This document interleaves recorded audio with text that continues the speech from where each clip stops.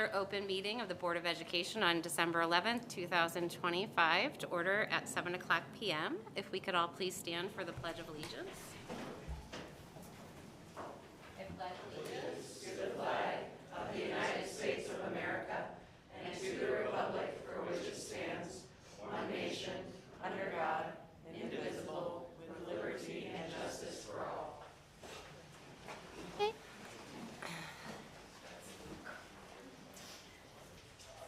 Next, we have public forum. Thank you, Kat. All right, up first is Tanya Jonas.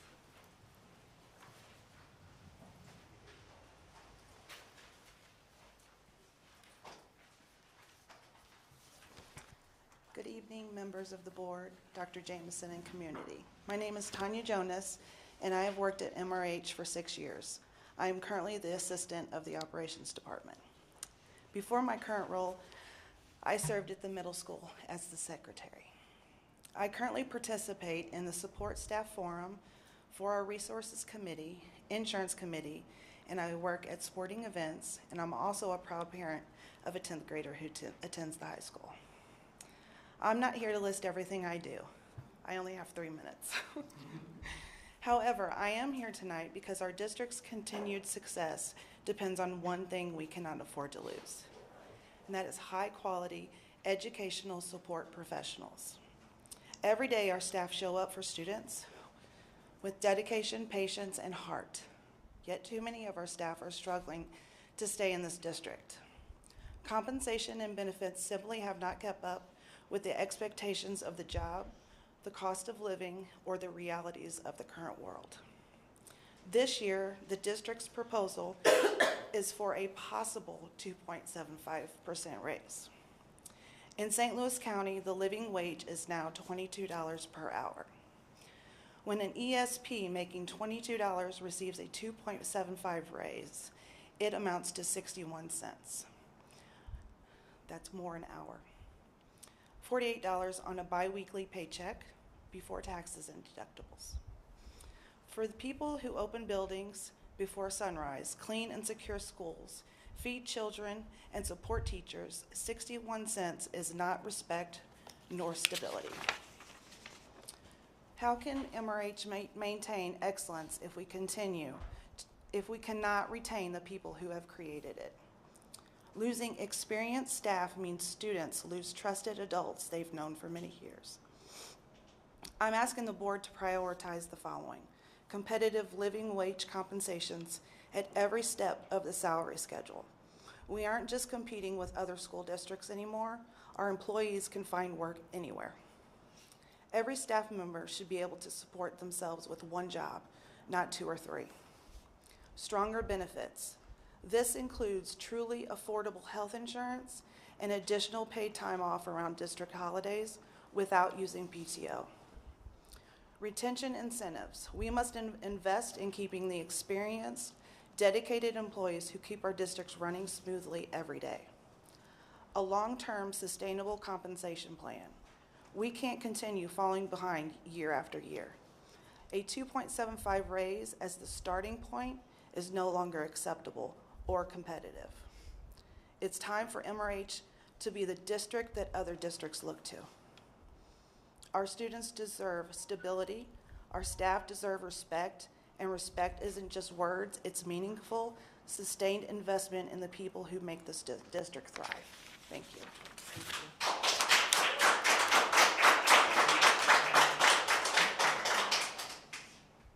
All right, next we have Colleen Cunningham.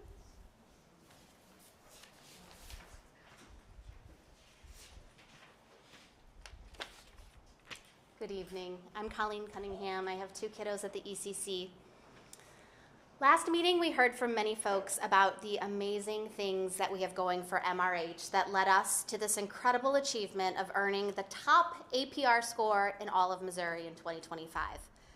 I think it's a mistake for us to get stuck championing one of these things at the expense of others, when the truth is our success is due to all of these things. A school district is an ecosystem, and the whole is better when each part is strong. MRH was ranked higher than every other K-12 district in Missouri because every part of our ecosystem is exceptional. We're #1 because of our phenomenal building and central office leaders, our talented, passionate, and caring teachers who meet every child where they are at, our phenomenal support staff that keeps everything running, our groundbreaking educational equity policy that puts our children at the center, and our hardworking kids who are rising to the challenge. Our success is not due to just one of these things, but to all of these things. So I'm here to encourage you, the board, to keep giving all of our children and the people the resources they need to stay exceptional next year. Sub-covered time for teachers to engage in PLCs, to develop discipline policies and plans, and to engage in the professional development required to implement curriculum with fidelity. Competitive salaries for support staff and administrative leaders. Bus drivers, inspired learning spaces. It's all essential if we are going to remain exceptional. In the season of reflection and gratitude, let's celebrate and honor all of the people who collectively earned the top APR score in Missouri this year and commit to giving them the budget resources they need next year. Thank you.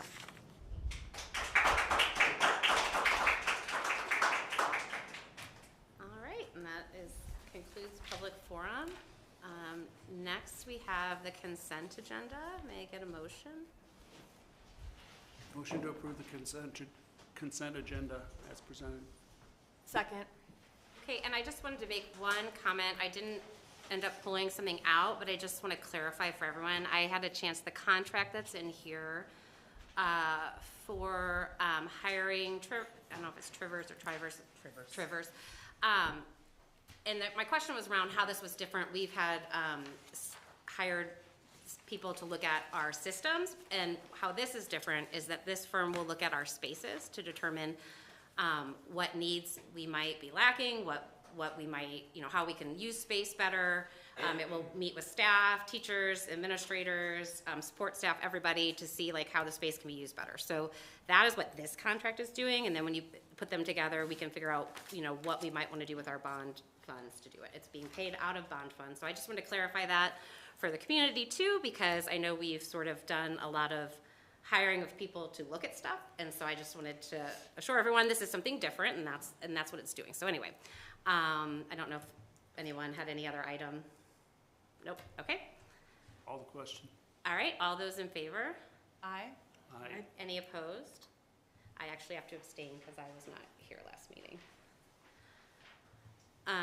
Because the minutes are in there. All right, so next up we have new courses. No, that was consent, sorry. Where are we here? Student communications. We have no A with the PAL board.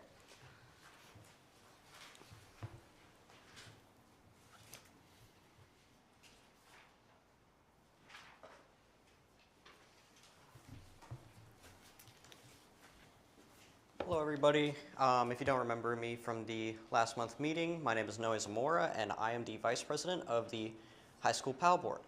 Unfortunately, because of the whole snow day situation and the board meeting getting moved up a little bit, we didn't get a chance to make a formal presentation, but I'm just going to be reiterating some of the stuff I talked about last month. So first off, I would like to start by reiterating our ask for both a college advisor and a trainer at the high school. So for a lot of the same reasons that I said last month, we really are looking for this, and while it is a very building-specific ask, it's something that we have been wanting for a long time, especially the trainer, and we've seen a lot of benefits from a college advisor just temporarily here from Mizzou, and we really want to see some board attention paid to that. Additionally, this week specifically, we got the chance to visit the elementary and the ECC to look at what some of the other students around the district are facing, and we saw a few key issues that I wanted to bring up at this meeting.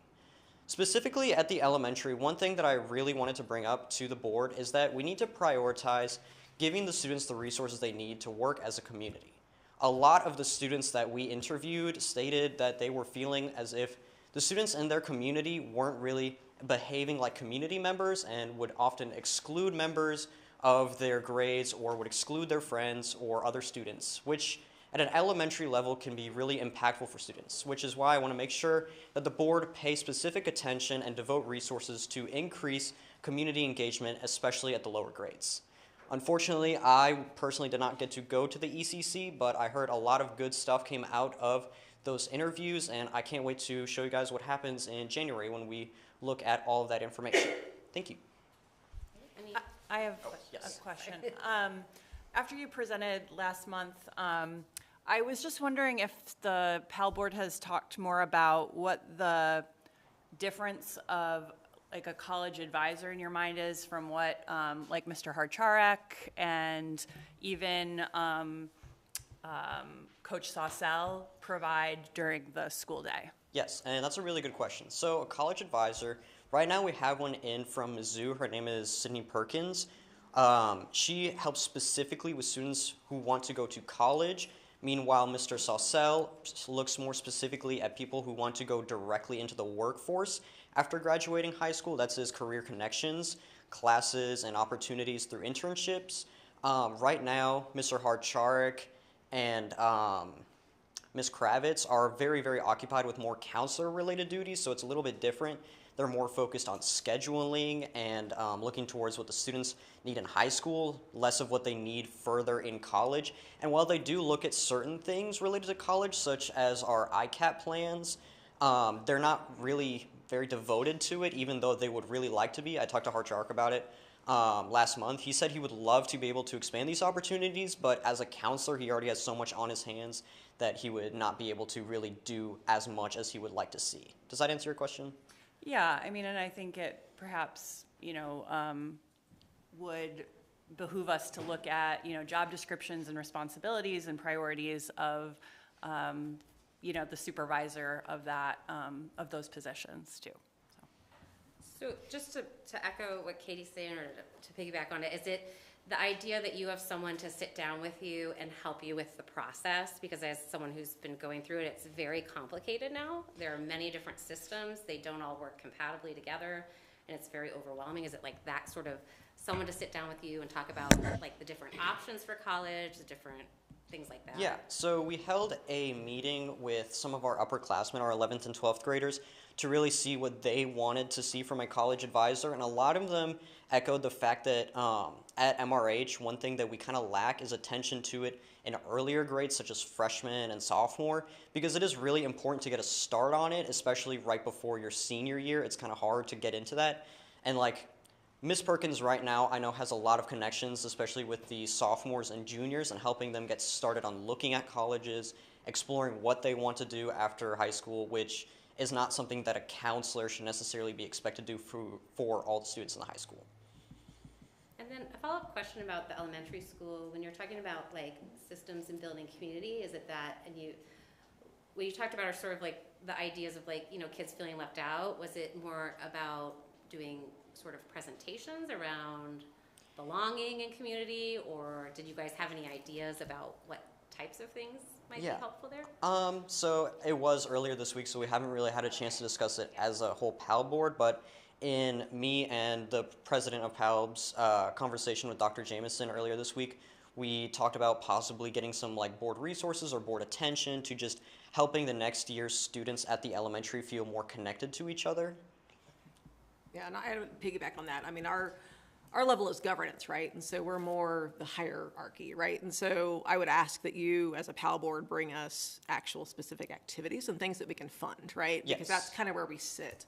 And so, you know, if it's inclusion and after-school activities that they want to do, maybe actually outline with them what those might be, and you could bring that ask to us as an actual dollar amount, because that's kind of where we sit. And so, as a PAL board, I think what I'm looking for from you guys is more on that individual actual ask, right? Like get it to that granular activity that we can say yes or no to from our perspective, as opposed to, you know, telling us that we as a you know, board need to work on inclusion. That's a little not quite in our scope. So Thank you. yeah, kind of think of the realms that we need to function in. And also to, you know, yeah, definitely. I mean, I appreciate that we've brought back college advisor and trainer for the last 3 meetings, but I would love to see more things from the ECC and the elementary kind of going forward, because the PAL board is supposed to be encompassing all the buildings. Okay.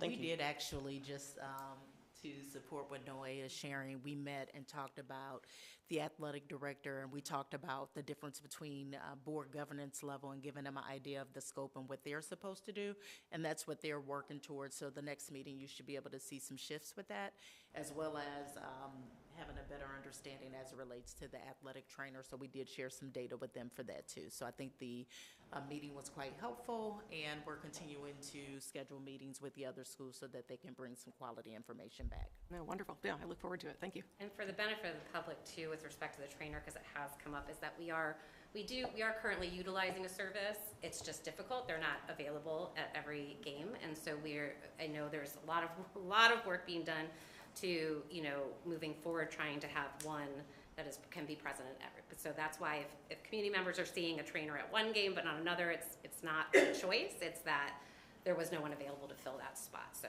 just because I know that has come up in conversations with community members. But anyway, thank you, Noe. Does anyone else have any questions for Noe?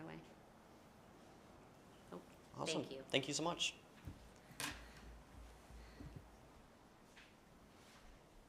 All right. Study items. We have board policy batch 25 or 2025B, the second read.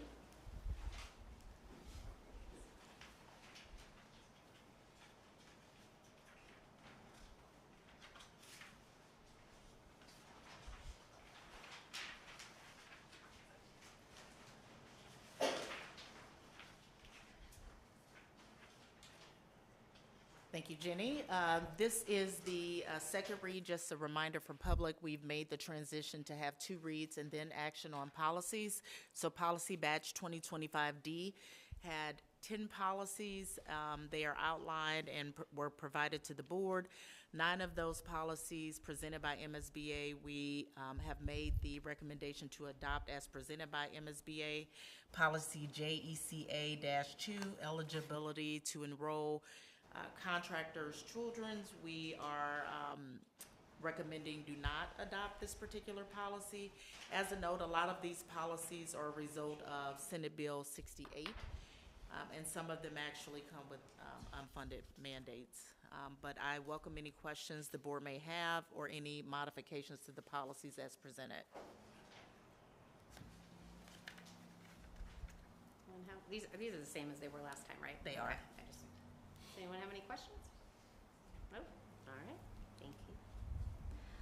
All right, next we have preschool tuition rates by Dr. Robert Ricker. Good evening, everyone. Wait for Dr. McGee to pull up for me. Appreciate it. Thank you for driving. On behalf of the ECC, Dr. Stansel wasn't able to be here today, so she asked me to present to you our recommendation for the preschool tuition. Currently, our financial overview for the preschool is as such you can see. You can see the profit loss for the actuals for 2024, 25, and then what our projected budget actuals are for this year. When you look at across the area, the different school districts that have tuition rate preschools, you can kind of see where Maplewood ranks with our current tuition rate for this school year. This is our current rate and schedule that we're currently running with our preschool tuition as well as our First Friends. It's a breakdown for our families. This can be displayed on our website. It shows you that we do charge a registration fee and as a snack fee as well. That is a yearly snack fee. Thank you. So our proposal for the board's consideration would be to increase tuition for 2% for the next 2 years and then 1% for the third year. So we're bringing forward a proposal for 3 years rather than an annual proposal. There was quite a large hike last year to bring our tuition up to some comparable rates across the area. We think that this plan is a sustainable plan for the next 3 years, and we're offering it for your consideration. And then we broke down what that tuition increase might look like over the course of our offerings at the preschool, the pre-K program for 5 full days and 5 half days. It is compounded, so you do see a little bit farther jump on the second year with the 2% raise. And then we broke it down for what that might look like for our community members on a monthly basis. A majority of our tuition parents pay on a monthly basis. I'm here to answer any questions you might have. So it looks like we increased by, I calculated out about 7% last year, and there was a slight decrease in the expenses. Is that because we had fewer enrolled people, but it's only slight, so? Yes. We're serving pretty much the same number of people? Currently, we have 136 students in our preschool program. It's a lower rate than we had previously, but looking at some research that I got from Mr. Estrada, the live birth rate and the fertility rates are very low, the lowest that have been since 1959. The people that are coming to the preschool now are the back end of COVID, so there were a lot of people that were cooped up with their children for a while, and I think that might be an attributing factor, but some of it is to the number of students that we have at the preschool now. We also have a extreme bubble in the kindergarten right now too, so I think there was a particularly large cohort that was in the preschool. Extremely large. We moved 80 plus kids from the 4-year-old program to kindergarten, and then we got an extra 35, so we're very big in that cohort of kids. Yeah, so I mean, the point is that we raised the rate considerably last year, but we didn't really lose any people. So sounds like people can still afford what we're offering. Absolutely, and we still are offering tours, and we still will ramp up our enrollment once this rate is set, and we'll do our big campaign drive to get as many community members to come utilize the great services that we have at the ECC. Great. I appreciate that you all have split it up, because that was a difficult decision to have to approve last year to cause such a huge increase at one time. I guess this is more for the board. I mean, this is something, we lose money on preschool, and something to consider when we're doing this is how much we continue to lose, and what that will just, it looks like it's just going to keep getting larger. So, but given the large increase we did last year, this seems like a much more palatable. Yeah, we wanted to be able to show on families. Yeah, we wanted to be able to show the community that we have a plan over a course of years, and that what to expect as they're planning for their families and their children's futures. Yeah. Oh, and just to kind of piggyback on that, even though we do lose money on these programs, this is a significant investment that the board has found to be very important. So it is not, when we say we lose money, it's not necessarily a pejorative statement. It is, it is a fact, but it is an investment that we believe in. So just so the community knows. It's never a loss when you invest in kids. No, but when you're trying to figure out where all the money goes, Understandable. you got to keep that part in mind too. But yes, does anyone have any other questions? No? All right. Thank you very much. All right. Next we have Discover Club tuition rates by Dr. Bouchard.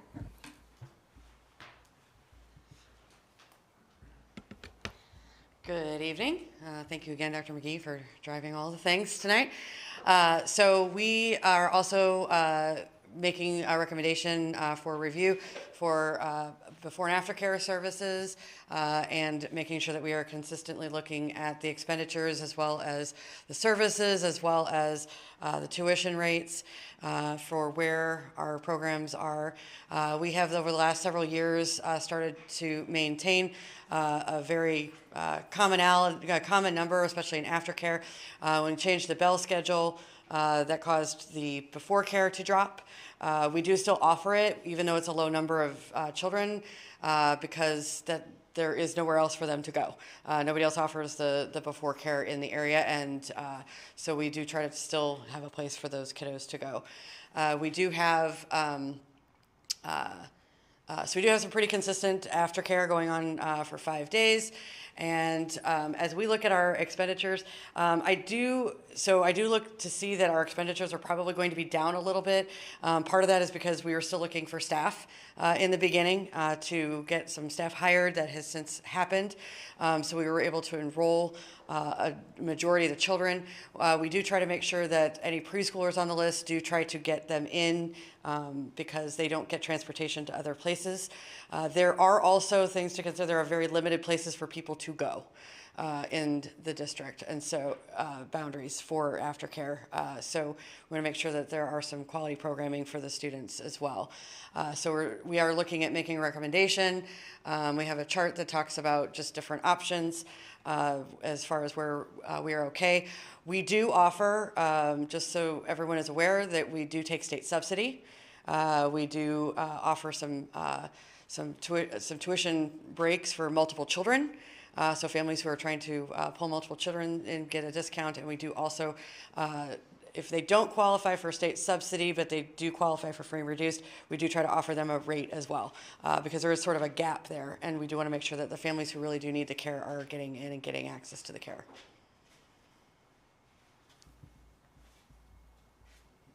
Any questions? Yeah, I mean, I do think this is an essential service, not only for pre-K, but for K as well. I mean, kindergarteners are not eligible to be let off the bus without someone to pick them up. And so, you know, while it isn't ideal to send, you know, young children home to, you know, empty homes, I appreciate that there's been a concerted effort to make sure that the pre-K and K needs are filled here. I think it's been a huge, you know, opportunity to have so many current and recent current students and recent graduates working in the program. Right now, yes, the licensing requirements that change that has been phenomenal help for us to be able to help find staff. We do work with Y Club to make sure that, you know, they're getting, they do run a wait list at the ECC. We've been having conversations about that. It's at this point, it's somewhat of a space issue and a staff issue for them as well. So we just continue to have the conversations about expanding their number of children as much as they can. And then Ms. Betty will do absolutely anything under the sun if she has the staff to try to make sure that the people who need care can get in and find space for them, regardless of what age group. So, and specifically, so just so you're aware as well, the AM care is for the entire building. We do take all children at the ECC for the morning care. So anybody that needs morning care, no matter what grade level, we're taking all of them. So. Have one question on page 1, the financial data review. Yes. So for projected revenue for this year, we have an estimate of 156, and then for next year with an increase, we have a lower number. Are we anticipating less? That projected number I think was from also from last year, what's in the budget. Okay. But based on my calculations of what people are actually paying in the system is what I based off our projected increase over and the numbers. And so it does fluctuate, and that's a really hard number to project because it depends on how many people are interested in aftercare, and then how many people are interested in AM and PM care, and then how many days a week. So there's some complicated things happening. So don't estimate losing kids, it's just a number. Yeah, and if you can see from our numbers, we've been in the upper 80s for the last 3 years. So I would assume that that's quite close to the case. So. Yeah, I mean the goal for this is to break even, right? Pretty much, yes. Try to come close. Yes. Anyone else? No? Thank you. Okay, thank you. All right, you're still up there. Let's go into program evaluation, parents as teachers. Yes.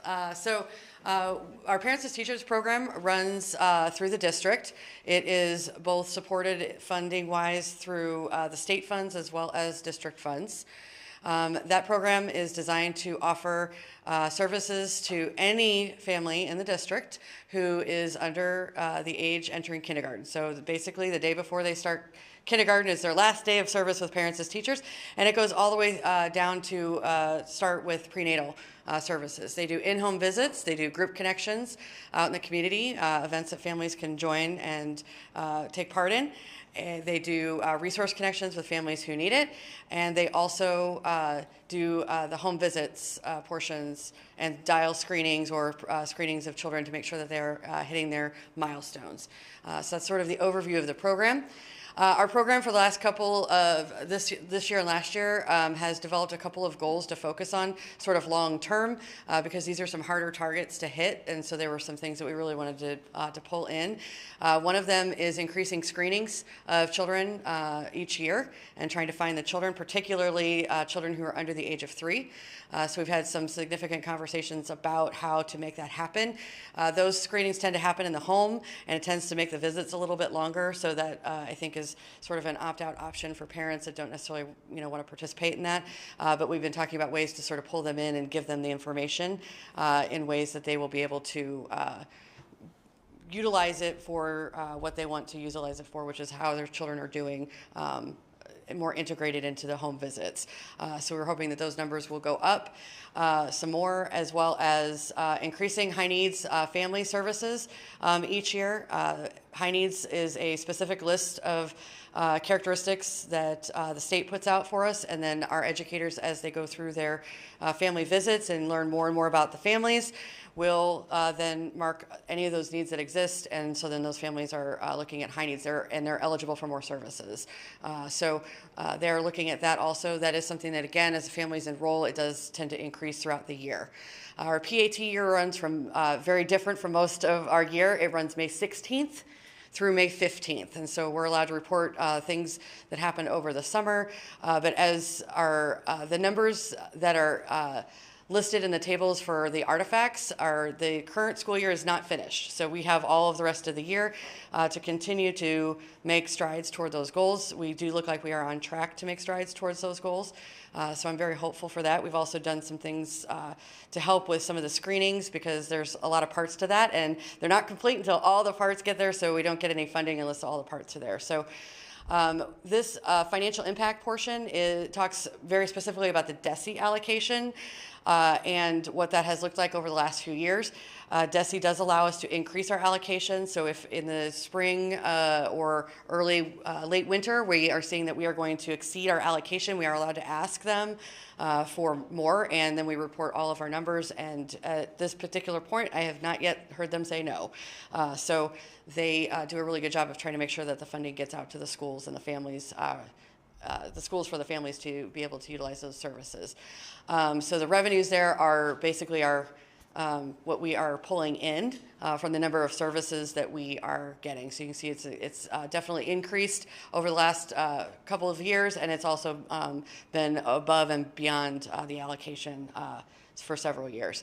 Our expenditures have been in line. I do expect our expenditures actually to go down this year more than what was in the budget for, because we had someone helping us with screenings who we had pulled a portion of their funds, salary and benefits into our PAT program because they are helping us, but that person has been shifted to other buildings, and so we pulled her completely out of there, and it's just the Parents as Teachers programs that is doing the screening. So you'll probably see that number go down quite a bit. So we are looking at, like I said, continuing to work on our goals. We're also looking at some ways to automate some paperwork for families and for us, and continuing to collaborate with the ECC and staff on screenings. They've been a part of a lot of their meetings, their MTSS meetings, and making sure that they're trying to coordinate that the data gets back to the teachers and the families. And then just reviewing our trend data. The trend data, really, you can only look at the last 2 years, because the year before, our parent educators were not hired right away, and so therefore those folks, they have to be hired and trained, and it's a fairly long process. So there's usually a chunk of time that they're out of commission for while they're training, and so they're not really able to see families or do some services. And so that year before the last 2 years, it's been was not really a full year for them. So the last 2 years are a full year, and then we'll continue through this year to monitor where we're at with those and their services, and then seeing if we need any kind of increase in staffing in order to continue servicing families. Any questions? Yeah. I read about these programs nationwide. They've been wildly successful. Yes. But I'm also interested, is the district collecting any data on the academic outcomes for participating in these programs? Is that part of our So not as of yet. We have not yet been able to coordinate our data and match it with students' data as they go through. However, it is something that we've been in discussion with our data coordinator and trying to pull some of that data into EduClimber because it will then sort of help track with the rest of the data. We just have to get the data into the system, and in order to do that, we have to set it up in order to make it all flow correctly. And so they've been working on some other things with that, and so we have not been high up on the priority list, but I know that's on the list of things to get integrated so we can look at that. Across the state, there is some data across the state that they do provide on their website, as well as last year there was a large push that there is a correlation between MAP scores and parents and families that have participated in PAT. Most of those show that their children are advanced and proficient on the MAP test. Okay, thanks. I just have one question to make sure I'm understanding it right. So the DESI allocation is what we get from the state. That's how much they say we can have if we provide the services for that amount. Okay, and so is that a part of our revenue, or the revenue is a separate? That's a part of the revenue, yes. Okay. So in these years where you have a DESI allocation that was lower than our revenue, where does additional revenue? Well, excuse me, I'm so sorry. The revenue from PAT, sorry, the expenditures are different. The revenue, it all comes from the state. Okay. So that's all funds that come in. So any money that the state gives us for PAT has to be used in PAT. We usually exceed, as you can see, several years we exceed the expenditure, so there's the local portion of that is the math there, yes. But yeah, we are, like I said, we are allowed to ask DESI for more money if we feel like we're going to exceed those allocations. Thank you. Yeah, I don't have more of a question, but more of an observation. So it looks like the number of children dropped 40 between last year and this year. So that kind of seems to reflect what our pre-K is also looking at. Sort of. It actually tends to drop this time of year anyway, because what happens is when they start kindergarten, they get exited out, and then we get more families that come in. So by the end of the year, you're probably going to see some very similar numbers. I really do feel like these numbers are pretty consistent with what we're seeing across the district. And even with our high needs numbers, you know, they're not necessarily where we want them to be, but they do also sort of mimic our district free and reduced status and some other demographics that we have across the district. So we may have some lower amounts, yes, but the preschool service is 2 years of cohorts. We service like 4. So our numbers, tend to fluctuate a little bit more, especially at the beginning of the year. It's normal to see kind of that 40. Yes. Okay. Yeah. The current numbers are really just very beginning of the year. They've only been servicing families intermittently over the summer and then at the start of the school year. Thank you. And I'll be honest, Loretta, I'm sorry. I just remembered you're down there on that computer, and I don't think you're on mute, are you? No. Okay, so if She she can wants a hear us. question, she can bring in down there. Okay, Yeah. all right, sorry. Okay. Does anyone else have any questions? No? All right, thank you. Thank you. All right. Next up, we have Program Evaluation Gifted Services by Dr. McGee. All right, good evening all, and say hello to my amazing gifted team over here. They're here to help us out and answer any specific questions that may come up throughout the evening tonight. But we've got the gifted program eval for you. Here, a quick overview of the gifted program. We'll kind of share with you that we service around 200 students, starting in 2nd grade up through our high school. We connect that to our strategic plan. We made 3 goals that we've made some good progress on. We've adopted a number of years ago the Naglieri, and we're still assessing whether or not that is doing what we intend it to do. And then we're creating a centralized data warehouse. And the reason why we're doing a lot of this work is we really strive to have a comprehensive continuum of gifted services.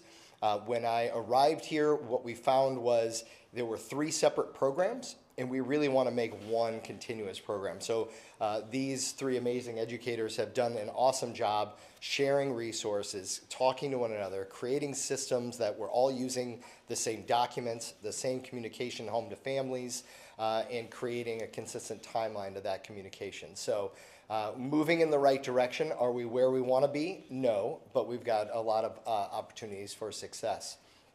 And I do want to highlight quickly, before we get into any questions, on our district website, if you click under Learning and Teaching, there is a page specifically dedicated to gifted education. And these are resources for our families. So we highlight that Desi has outlined the portrait of what a gifted learner is.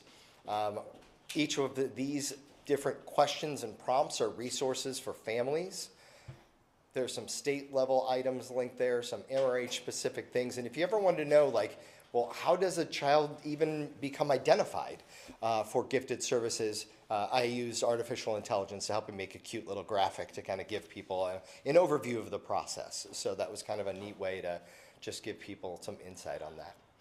What questions can we answer for you here when I've got my team ready to back me up? I just had a couple. The financial impact listed was $284,317. Is most or all of that reimbursed from the state? I don't have any records that say that we receive any additional funding related to gifted. Gifted? No, it is one of those unfunded mandates, Okay. if you will. Now, I did send an email to our business office to make sure that if I am wrong, I will come back and put in the board note that I messed up. I read not like something. Okay. But that was a great question, yes. Yeah. Okay. And then I was just curious: do the goals? I guess are these goals the four of you sat down and determined together? To work Yes, on? we've started meeting quarterly in this room for half a day, and it's been really good as an opportunity to check in with each other and to set our goals and get common language about what we're talking about across our programs, building the comprehensiveness like Dr. McGee mentioned. And historically, based on, is it school board IGBB, we do, I've been reading, just for that quote, dissertate right now to make me look smart. Nailed it. We used to come yearly for a visit, but Yeah. now we come once every 2 years for a visit. But we still work on our goals and create goals for us each year. Okay. The goals are based upon what we feel we're missing, and also looking at data within our testing, what that looks like, and other resources, what's in like the testing that's coming out from the school district that they're doing. So those are based upon so we identify what we feel is important, and that's what we base our goals upon. Okay.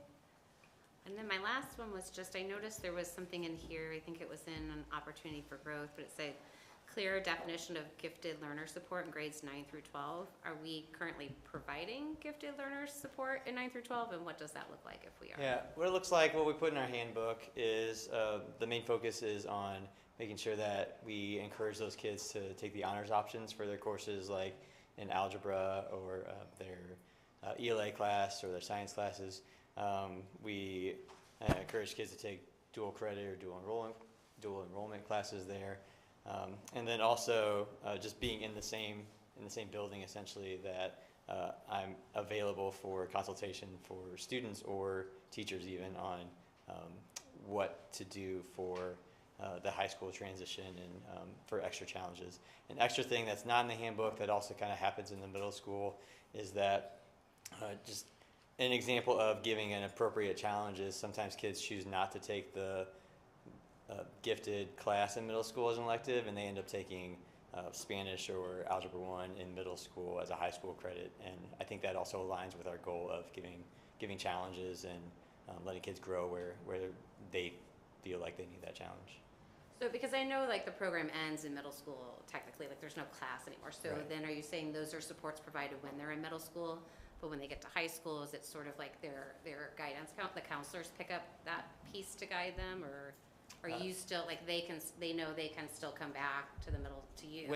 So this is my second year in Yeah, I the know. position That's in I middle know you're school. new. But it's a conversation that I had with my 8th graders when Okay. they transitioned, was Okay. that I was still going to be there to check in with them, and a lot of them also still walk out that way sometimes, or they go see Dr. Graham for esports, and we've been able to check in that way. And just as a note, most high schools offer AP courses to fill the gap for Thank you, Dr. Graham. gifted students. Yep. Yeah, there's content. There's just not the addition of a teacher sort of guiding them was sort of the, yeah. Anyone else? No? All right, thank you all. Thank you. All right, next we have strategic plan updates by Dr. Jameson.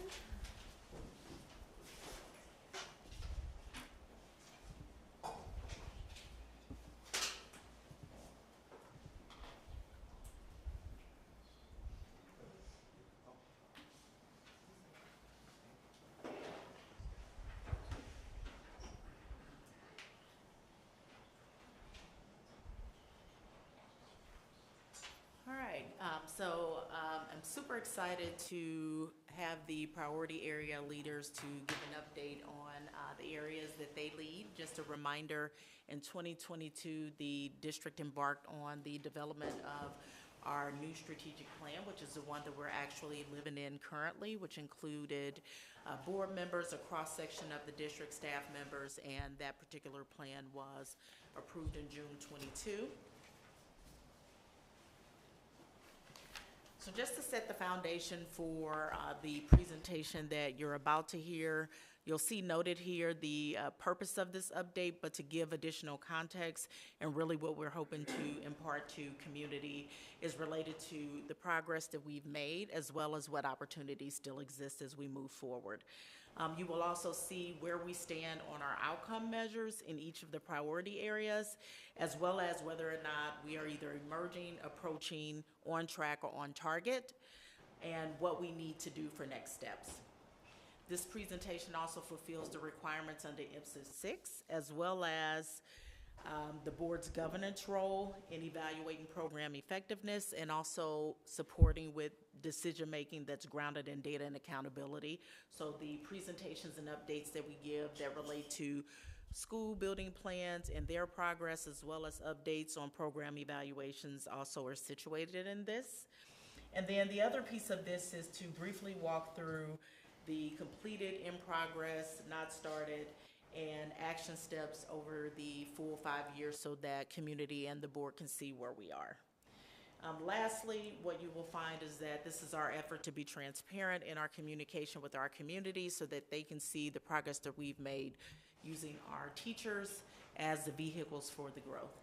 At this time, I will start us off with priority area for our students, which is led by Dr. McGee and also supported by Emily Kreisman, our Director of Special Education. Dr. McGee? All right, good evening again. We start out our slide here with a quick little stoplight. And on that stoplight, we wanted to give you a quick shot overview of all the action steps. And some of these action steps can be small things like creating a document, because each of us attacked these areas in a committee. So we designed each of these differently. So you're going to see that, you know, our section has 60 action steps. And that's a lot. Some of them can be done within one meeting. Some of them can be, it's going to take an entire year for us to achieve. So from this, we see that we have 29 that we have not yet started, 22 in progress, and then we've already completed 20 of those.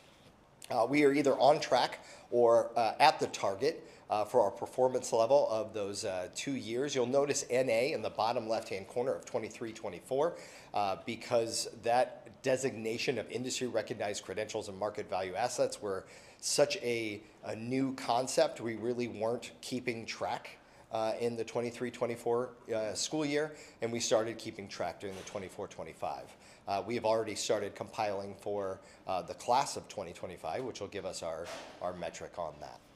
On the next slide, some of our next steps, we would like to look at the alternative APR requirements and elevate a document called the Continuous Improvement Framework.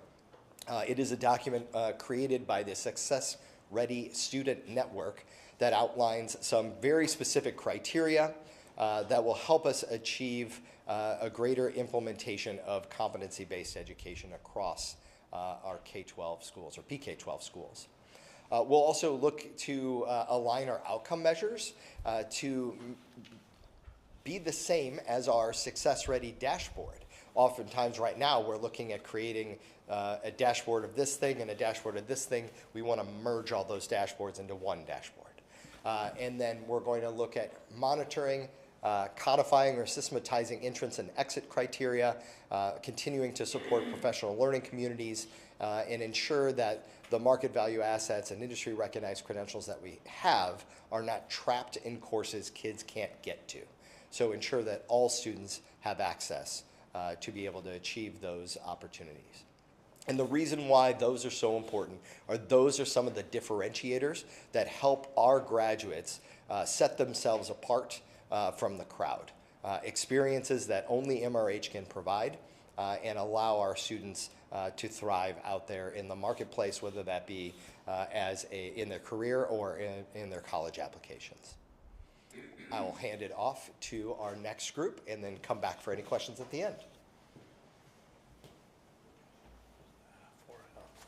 Good evening, board and community. Vince Estrada, Director of Student Services. The fortunate chair of the 4R Health Committee. It's a great group, and I do that with Emily Cressman as well. I was joking with our team about I never worked so hard to cram so much data in such small boxes.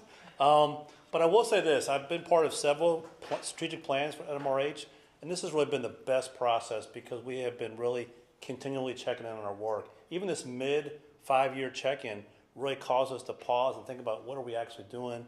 Are we making progress towards our goals? What are we using to measure? So it was a really healthy process that we engaged in. We don't have 60 steps like the ambitious 4R students group, but we use a similar kind of stoplight. We have currently 27 action steps that we're working on.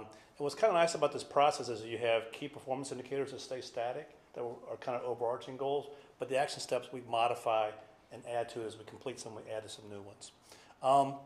We looked at 4 key performance areas. We used the data from our climate and culture survey to sort of see if we were making some progress in terms of belonging and safety. There are specific staff questions around belonging, specific staff questions around safety.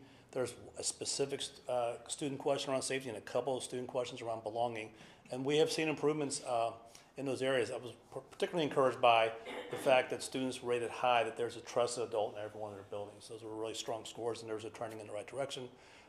We also had the theory of the case that if we did a good job investing in social and emotional learning supports, curriculum in the classrooms, this board is committed to having social emotional learning interventionists in all the buildings, that if we had those folks available to not only support students, but to coach and provide support for our classroom teachers, we would see a reduction in the need for tier 2, pulling kids out to give them some social emotional supports, working on strategies and skills while it's still an important service.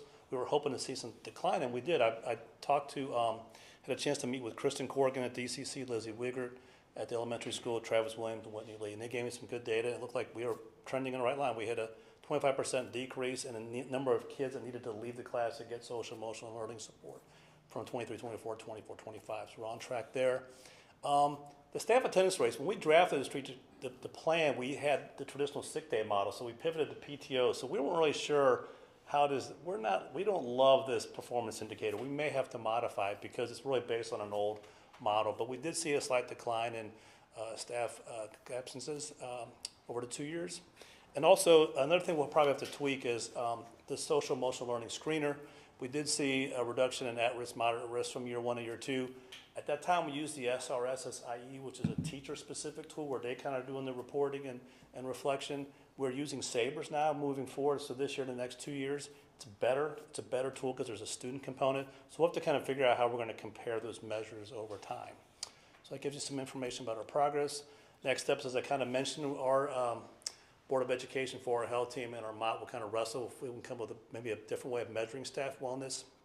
We'll have to tweak the key performance indicator on the SEL screener. We might kind of use this year as a baseline for SABRES and then measure growth in the next 2 years as well. The other thing we're going to try to do is kind of crosswalk the data we get from climate culture, the screeners, the CDC School Health Index, and 4R Health Action Step to see if there's some trends on some professional development that we can bring to our staff. And also one of our big ambitious goals is to kind of create a family resource page on our website that's accessible to our families so they can kind of access resources as they need. So that's a quick summary of 4R Health, and I will turn it over to the next customer. Good evening, board. I'm here to represent 4R People as my strategic priority area. I co-facilitate this priority area with Dr. Stephanie Burchard, who's here this evening as well. We have 44 action steps. You can see that as of this year, we had one that was lingering out there that was not started, and that is actually happening this year. So our Equity in Action Advisory Council is the district level committee that we are starting this year to be able to address our issues as it relates to diversity, equity, inclusion. We are looking at the educational equity policy as the guidance to be able to do that work. So we're really excited about being able to look at the things that we're doing really well under that umbrella and our opportunities for growth. And so that has moved from not yet started to in progress. And so we have 15 that are in progress and 29 that are completed. of the completed goals, there are several that are cyclical, recurring every year. So if you think about our work, our joint hiring fair with the collaborative fair with Webster Groves, Kirkwood, Lindbergh, and also Maplewood, Richmond Heights. So that is a goal that we're committed to participating in annually, and we continue to support those efforts. The next fair is actually in January. So the priority areas, you'll see the outcome measures, they fall into lots of different categories. The action steps are under 4 umbrella. Most of them are dealing with human resources, but then the goals are really focused around diversity, equity, inclusion, because we know equity is embedded in everything that we do, and so we wanted to make sure that we were intentional in terms of calling some of those things out. You'll see the outcomes. Some of the things that we're looking at is staff diversity. We're looking at just not only the number of individuals that we are hiring, but how many people are we actually attracting to our district in terms of the number of applications. Have we seen that increase? We're looking at staff retention, of course, over 3-year average, maintaining the people that we have in our system, phenomenal people, whether it's support staff or certified staff. For the purpose of this actual presentation, we're really focused more on certified staff, but we actually have been looking at support staff as well. Professional development survey, Dr. McGee talked about that, and then our goal is also shared for our health in terms of looking at the DESE climate and culture survey as it relates to staff members in particular, and then making sure that we also increase our staff attendance percentage by building. And that is, again, another shared goal that we also have with the 4R Health Management Oversight Team. You'll see the things that we're on track for and the things that we are actually approaching, and so we're proud of the work that we have accomplished, and then also we have identified some action steps to address the things where we know that we are approaching that work and that target that we have set forth.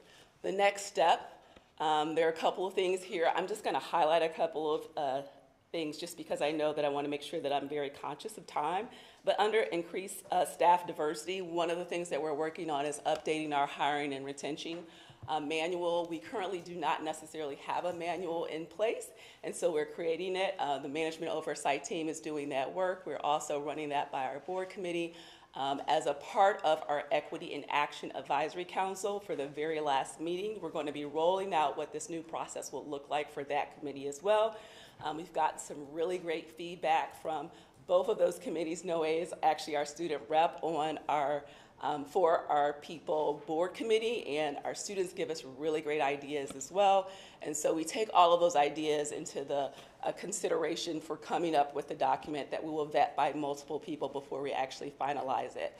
So that's one of the things I wanted to highlight. We also are just really making sure that we're using our individuals and our people as ambassadors in the recruitment process. And then also when we're looking at our staff retention, we've been looking at compensation, not only just for our certified staff, but certainly for our support staff. I constantly say that and echo the champions of our support staff members because it's really important. And when you look at support staff retention, there are growth opportunities there. And then also for administrators as well, that's another thing that we've certainly been focused on. And then also workload and support structures. Dropping down to the bottom, in terms of staff attendance, we've been really trying to systematize reporting and reviewing our staff policies as it relates to attendance, and then also just really reinforcing the expectations to ensure that there's clear and consistent absence reporting procedures. And so after 6 a.m. now we have like a message that comes up of like, if you've missed the cutoff period, what your next step should be in terms of reporting that absence, so we make sure that we're tracking and monitoring it effectively. So I'll come back to questions at the end. Thank you.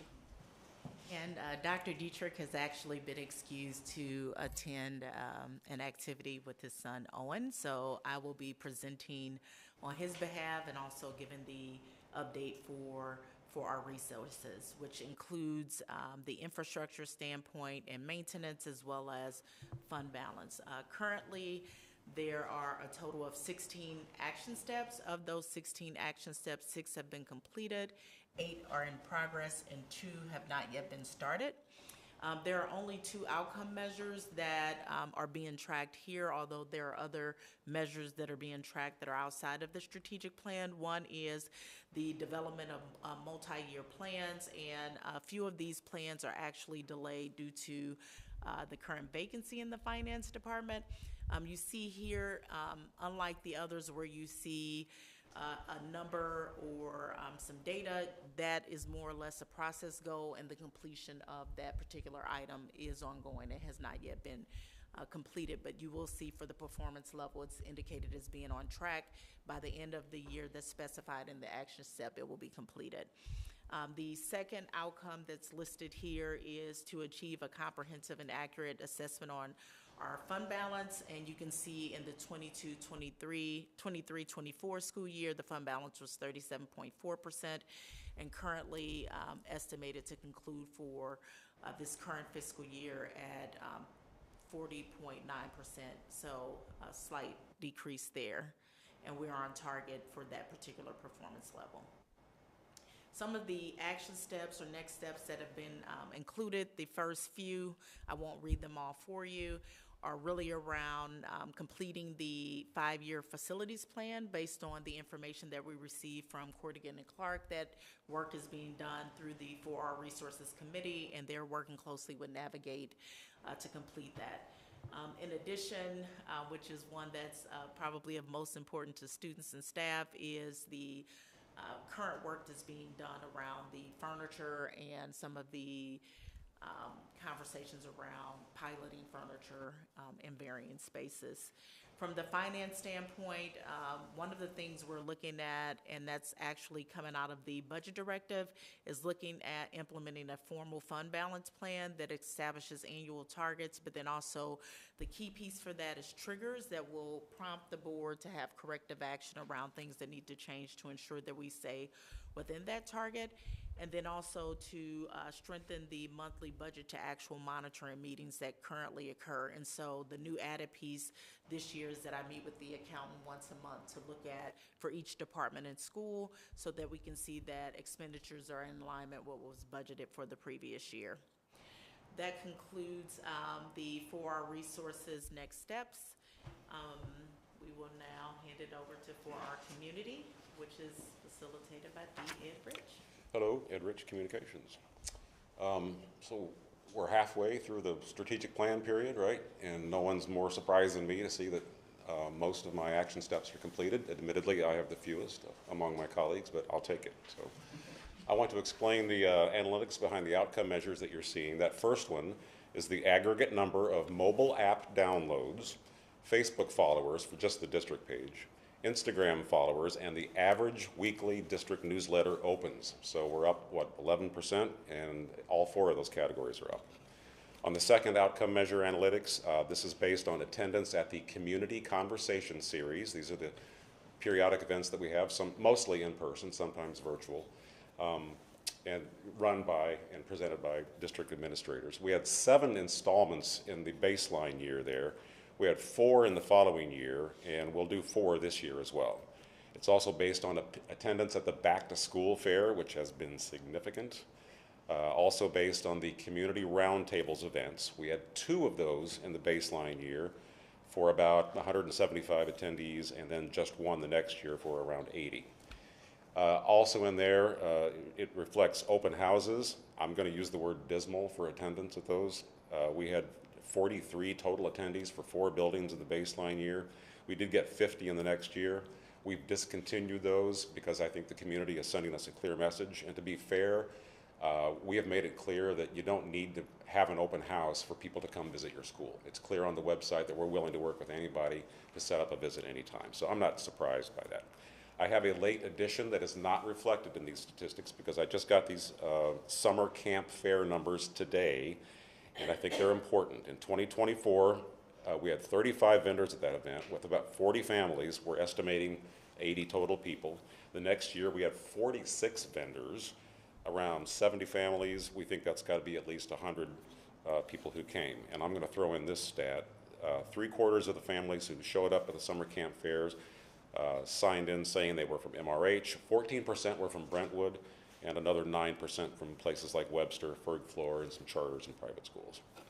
All right, the third outcome measure has to do with family climate and culture surveys. I don't know, you want to jump in? Or, no? Okay, you don't have to. It's a survey, and it's hard, you know, historically it's hard to get people to respond, but we have found that we've had success when we track responses and pass that information along in the weekly reminders. So with, what, a week out from the scheduled cutoff for the latest survey, we put out a message saying, look, folks, we only have this percentage, and we need a whole bunch more. And we jumped from 300 and, I don't know what it was, 330 to, he just showed me 475 a few minutes ago. So yay, I guess it works. So we're going to keep up that approach. So, all right, on the fourth outcome measure, I have some late breaking news here as well. Just yesterday, marvelous Marvin Hardy from our technology department identified a way for me to track parent usage in PowerSchool, just logins. And I have to do it by school. That's fine, I can do simple math.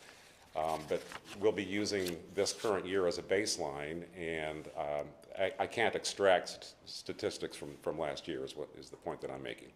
But I think that our families can expect to find a PowerSchool kind of did you know campaign starting in newsletters in the second semester, now that I know how to track it. So, all right. On the fifth outcome measure, the revamped, reworked policy KI went into effect in the 2024-25 school year. That's why you've got an NA and a baseline year. That resulted in $2,500 in advertising and sponsorship revenue from, well, it was Drake's Restaurant. Sorry, yeah. And Esquire Sports Medicine, and they're back, by the way, for this next year.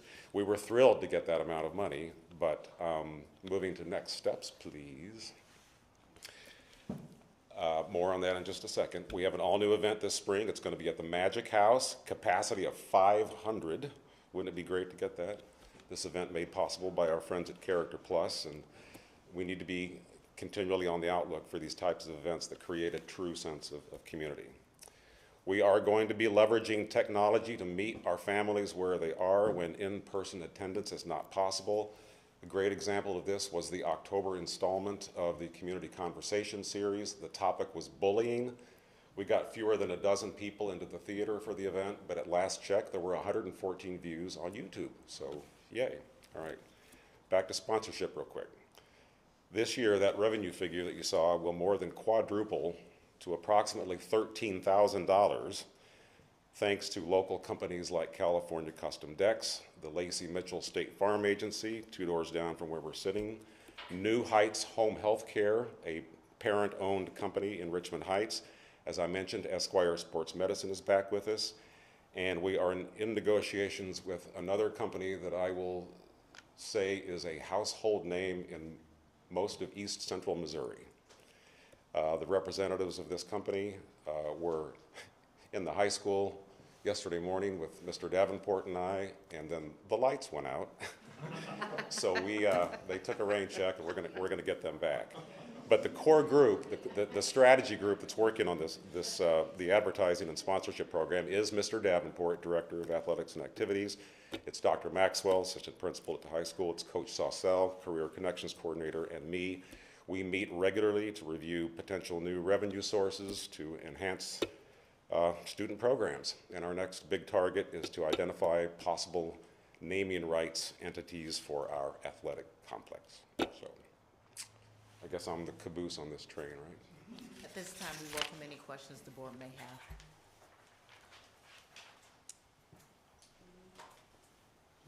I have a question, actually, just, I think it's general for you. When we're looking at some of these metrics that say, like, you know, like for instance, on the first for our students, the second outcome, it has a number, like 387.6, 384.9, it says we're on target.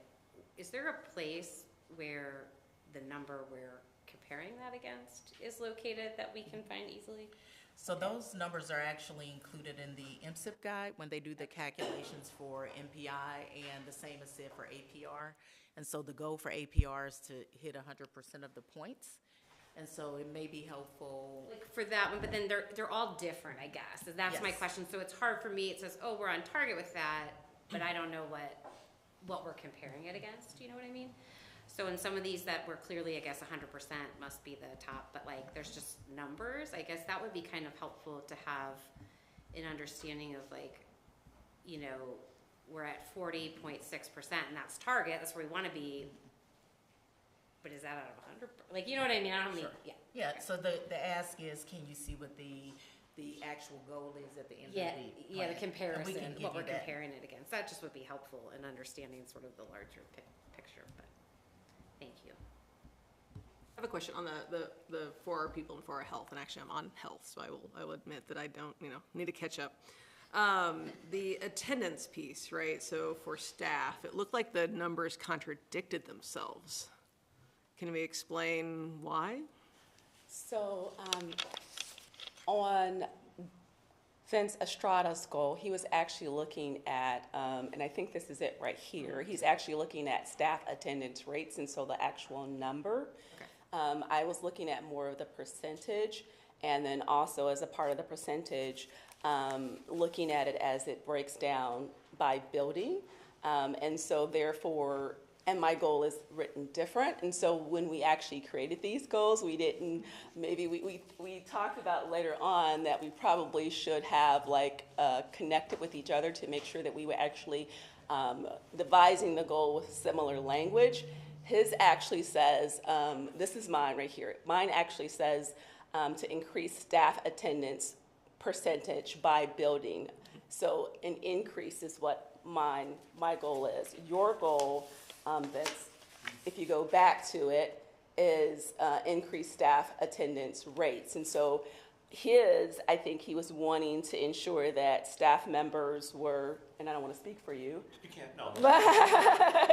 But like that staff members were actually coming to work more often, and we were reducing attendance and the staff attendance in the building, and I wanted to make sure that when you're looking at the staff attendance rates by building in terms of absenteeism, that that there is a reduction in absenteeism rates, but also increasing staff attendance. And so it's just the wording of it was a little bit different, and so I actually had to inverse and flip the numbers. And so like I can tell you from each particular building how many staff members, whether it's by the month, by the years, what that attendance rate looks like. And the goal is to, if we're taking out professional development, just looking at PTO and individuals actually just being out of the building, because we're actually pulling subs in for those purposes, making sure as much as possible but we can reduce the absenteeism rate. And so I think it's the wording, and then it's also percentage and numbers. No, it's also the data we pull from different data pools. So Right. I'm glad you asked, but I'm like, oh, that's a good, I'm like, oh,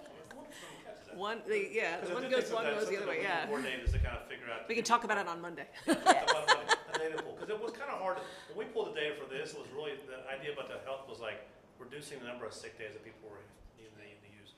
So when with Marquita Singh, who does a great job, pull the data, I had her pull out vacation, different things like that, so I had a different number. Yeah, no worries. I figured it was just like different metrics, but I wanted to kind of point it out because I wondered if anybody else in the community saw it. Yes. So I saw it, so yeah. And I'm also partnering with Kelly Services, which is, of course, our substitute staffing agency. So I'm looking at that data as well, too. So, yeah. Thank you. Yep, appreciate it. The other point or question I had was just for the, where were we here, the community. So yeah, Ed, you had mentioned the Power School. Can we also do kind of a Canvas like how-to for parents while you're doing that too? Because I know I hear a lot of questions from families that I don't know how to look up things for my kids and that as well. So can we add like a, while you're doing Power School, can we tack on that one as well? Because that one's more day-to-day for the assignments as well. Thank you. He's doing so well with his outcomes. I know, right? I needed to give you another goal because you don't have any. So you're welcome. Anyone else have any questions? No? All right, thank you all. All right, next up we have Early College by Dr. Davison.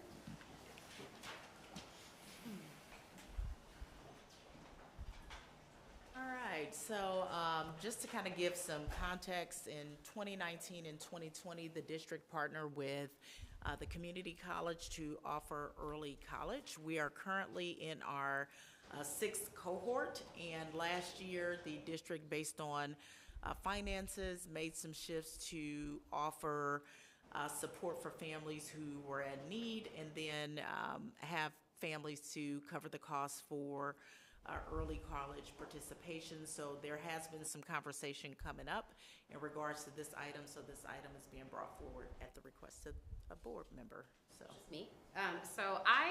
When we talked about this, I just want to discuss sort of getting some clarification from the board on sort of like what our thinking was around implementation of this change, because my understanding, or at least, when we were talking about, we had to have some cost savings, where can we cut? And so we talked about early college was one of the things that we implemented a sort of sliding scale, or a situation where parents who could afford to pay for it would pay for it, and then, people who couldn't, we would still provide financial assistance. And I guess the question for me is when that would go into effect. I do know when we talked about it, I did try to ask, like, this will go into effect for people who apply going forward.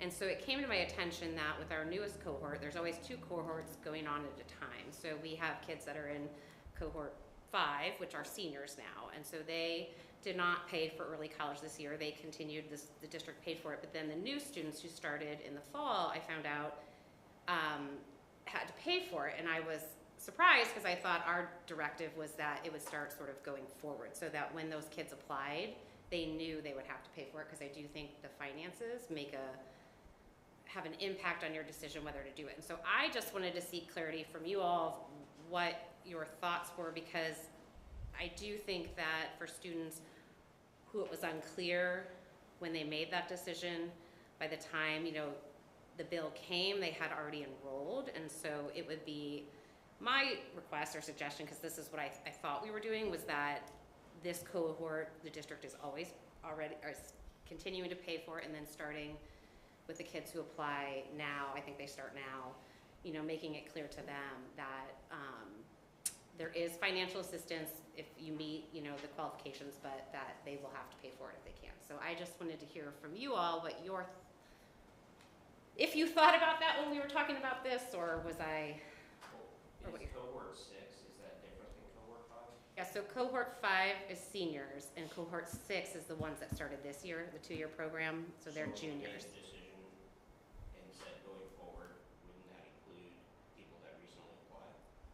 But when they apply, I recall asking several times. Yeah, so that's why I kept clarifying, just to be clear, this decision goes for people who apply going forward. Those kids had already applied by the time we passed the budget in June. So that was my understanding, that it was sort of to plan ahead, you know what I mean, so that those kids would know.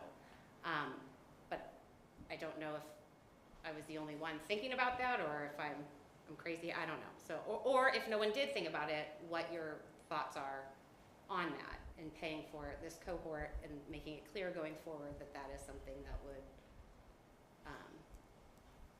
be paid for by that.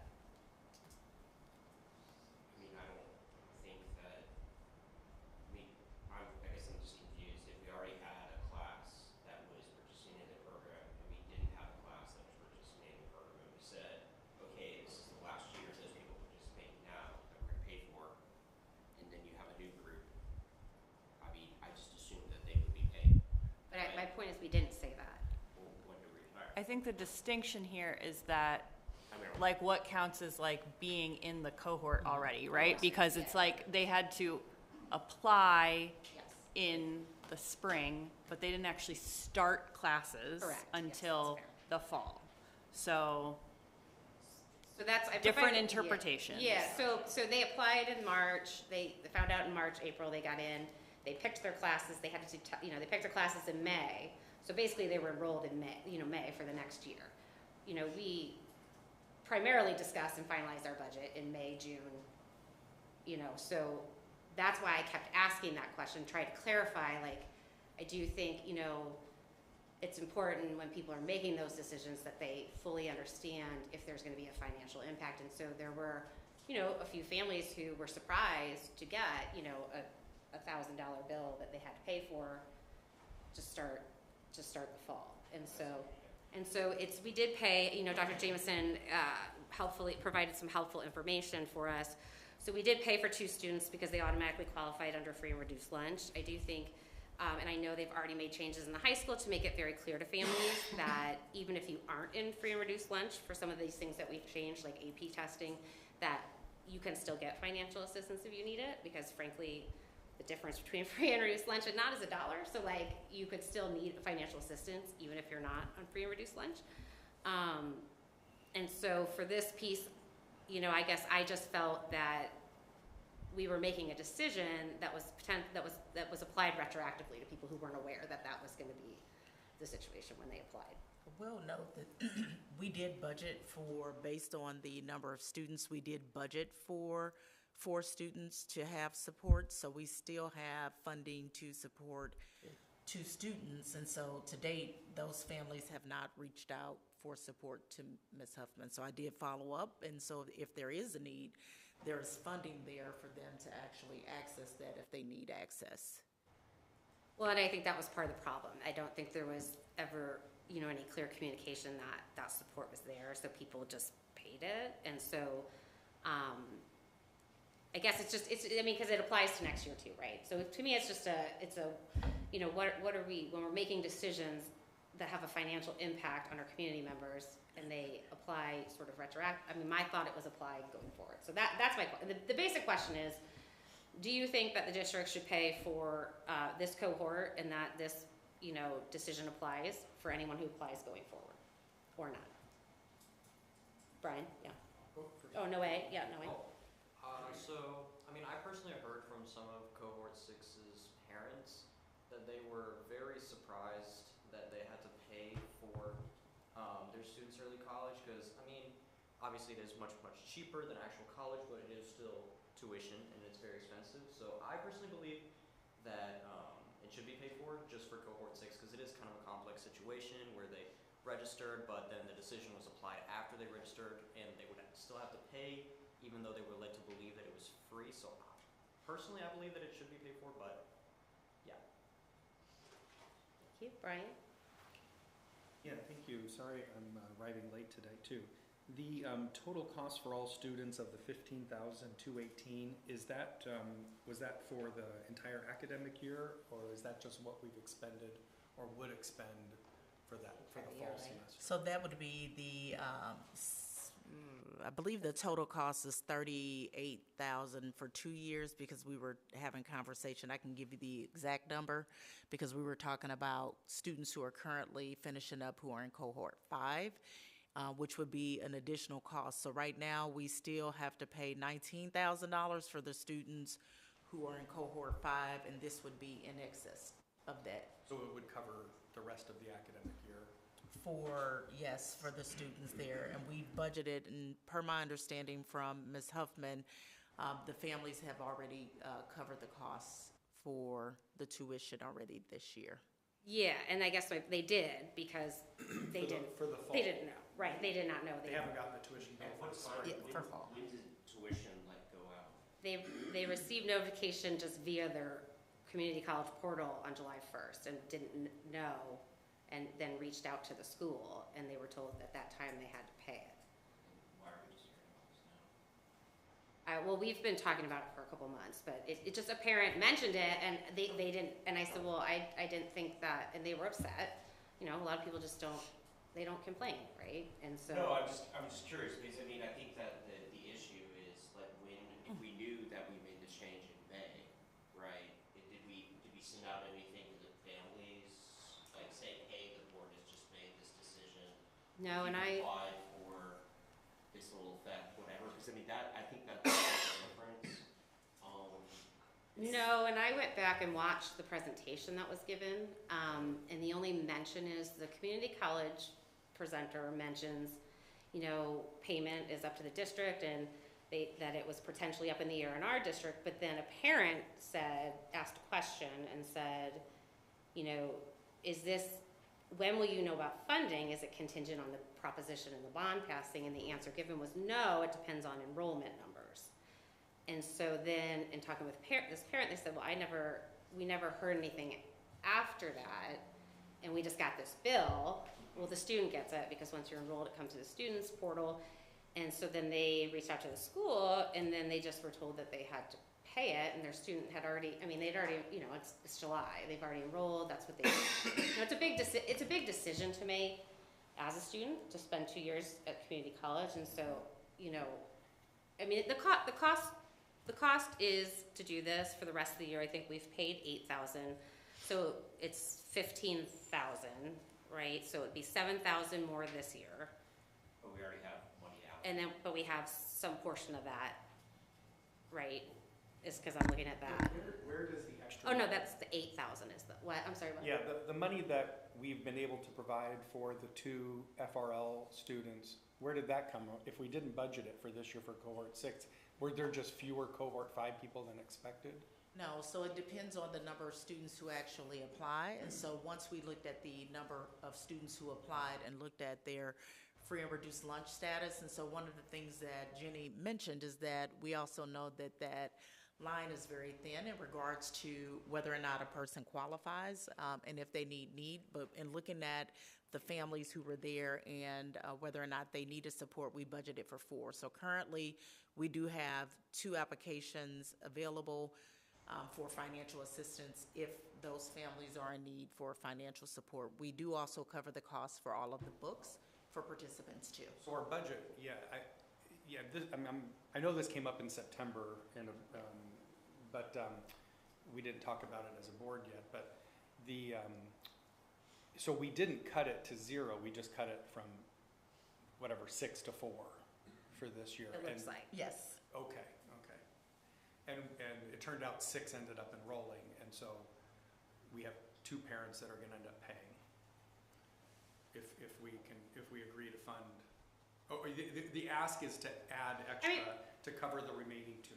I think to me it's a question of when we're talking about, when we're making budgeting decisions, we all know they have a real impact on families, and so I guess I think there's an inherent unfairness in us making a decision that's retroactively applied. I agree. And so to me, the cost is minimal enough that to finish this cohort out, you're looking at, say half of that is. That's half of that. So 4,000 this year, and then it would be the total cost for next year. You're looking at about, I don't know if they raise their tuition every year. So for 2 years, the total cost is about $30,000. So the breakdown that we're seeing here is only for the students that are in cohort 6. Yes. And it's only reflecting the cost that we've paid for the students who are enrolled, which includes books as well. Right. So the total would be a little bit different. Yeah, so it'd be the 15,000 plus the, 8. So it'd be 20, about, 24,000. Our budget, when we approved it, had a contingency of $100K. I know we're spending some with the top tutors, and this could be another few $1,000s. Right. So I would move that we approve it based on this. May I bring? Unless there's a restriction on being able to No, use the contingency funds for this. No, I'm not saying that. I would just say that there are some outstanding bills right now that I would like to discuss with the board, and also looking at projections out for the end of the school year. The contingency only had $100,000, and looking at increases in legal fees as well as costs for contracted services for bus drivers, that money begins to dwindle down rather quickly. So if I could. Yes, if I could bring some numbers back to show what's remaining, I think would be beneficial. But I am at the will of the board, so whatever the decision is, I'm fine with that too.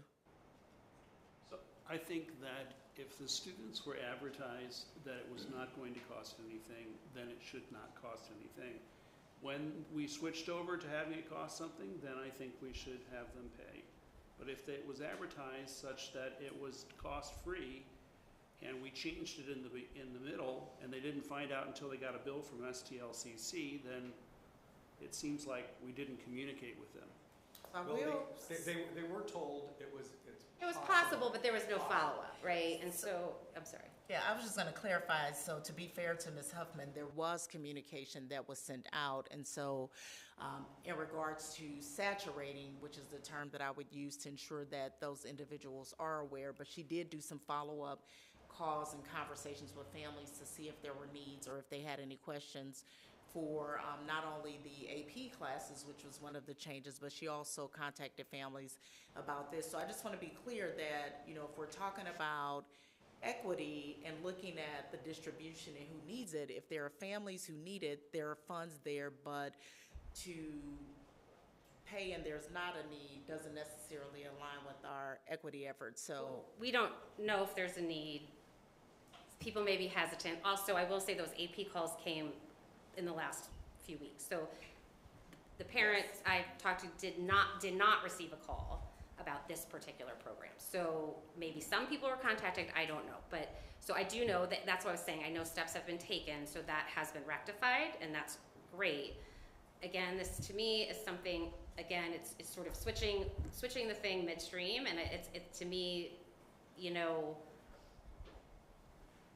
I just think in fairness to those families, you know, they made a decision based on that information, and we changed it on them. And I did continue to point out when we talked about this, so my understanding was it wouldn't apply till the new people applied. So I didn't know if anyone else had that expectation or not. So your understanding is that cohort 7 and beyond, Yes. It's on your own? And This with is- the information that there is financial assistance. This if is, you need it. this Yes. is, we're simply discussing Yes, thank you, cohort Katie. 6. Yep, going forward. And, yeah, and so there's 2 spots currently available. I don't think that, I think there's funding that could cover Yes. that, but there's 6 people who expected that Yes. their tuition is going to be covered. Yes, but the 4 have not asked for it, but is room for 2. Well, and I think the 4, they didn't, yeah.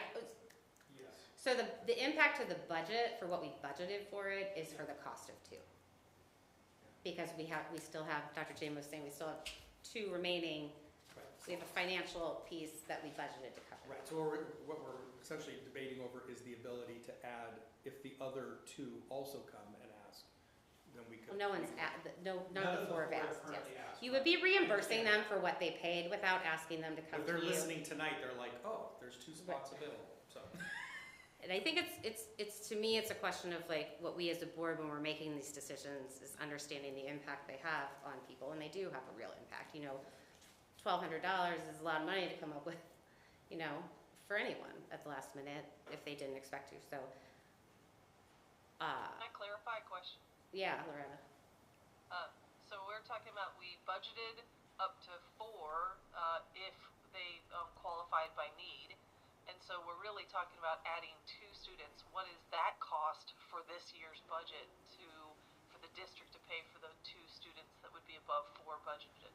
The impact would be the half of that 8,700, I imagine, if there's 8,700 remaining. That's what it sounds like. So that's what I was saying, the total impact, and did we intend on budgeting a similar amount for next year? Depends on if all of the students remain. Okay. So sometimes the students don't finish the program, so it could increase or decrease. But we wouldn't be adding, so it wouldn't go Right. up. So, I mean, so theoretically, the impact to the budget over the 2 years is that $9,000 Well, over 2 years.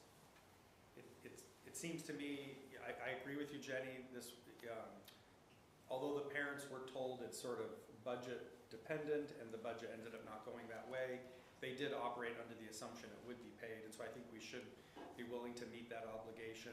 But as it turns out, 4 have not asked for it yet, so maybe we just, if 2 of the 4 come and ask, we have the funding available and we provide it. And if the other 2 ask, then it can come as a special request, and we're gonna have to weigh it against these other items with a claim on the contingency fund. It would seem to me that, because that's where these monies are gonna come out of. Or out of the reserves. I mean, we have Yeah, we a have- fund yeah. balance of Yeah. 40+%. I mean, I think that, just as an element of, notice, like, I just don't know how much notice was given, and that is of concern to me. And again, I don't know without knowing who talked to who and Right. what was said and all that stuff. I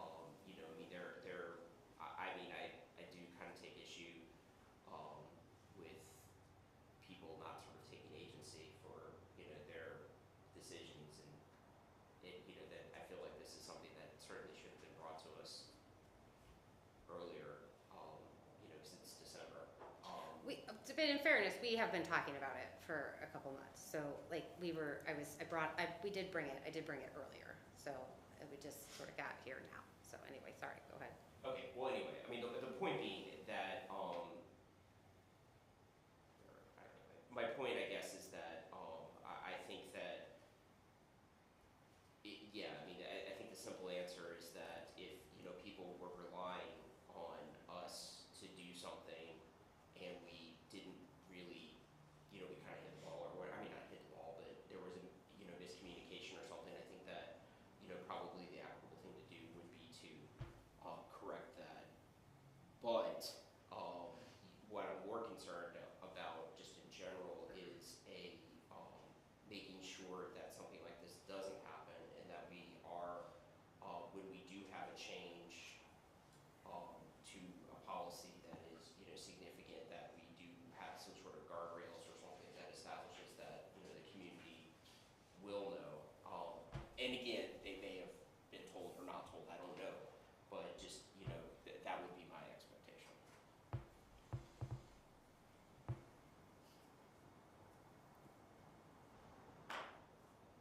So what is our next step? Yeah, what is our next step? That came They from have spring, Loretta. they have spring semester coming. I'm So assuming it's the bill comes currently soon. in admin communications, so it would actually a motion to move it to study. Move Yeah, to study study. in action. And you can do a study in action. Okay. But we don't have a request for the money. But that doesn't matter. That's not what. The parent, yeah. I mean, my proposal would be just to pay for it and be done with it and not have to mess with it. That's mine too. So that would be the motion I would make. But, so we first have to move the item to study, is that, is what, I move to, Just make a motion in action items. yeah, I move to move this item to, action items, right? Yes. Yeah. Second. Okay, all those in favor? Aye. Aye. Any opposed? Any abstentions? I'll add it to number, We're just moving it into action items. okay. Thank you. The next item up is finance, and it's the budget directive by Dr. Jameson. So this item is coming back for action, and there have been some adjustments made based on feedback. Other items included in the budget directive that was presented at last month's meeting have not changed, but I did mark up the document so that the board can see the recommended change under item number 6 for fiscal responsibility and long-term infrastructure planning. Welcome any questions, feedback to these modified changes as we look to approve this during. I also had suggested a change on 5 to consolidate A and B. Excuse me, 5A and B. They seem to me to be more or less looking to the same action, and I had suggested the language of prepare competitive compensation scales aligned with clear job descriptions.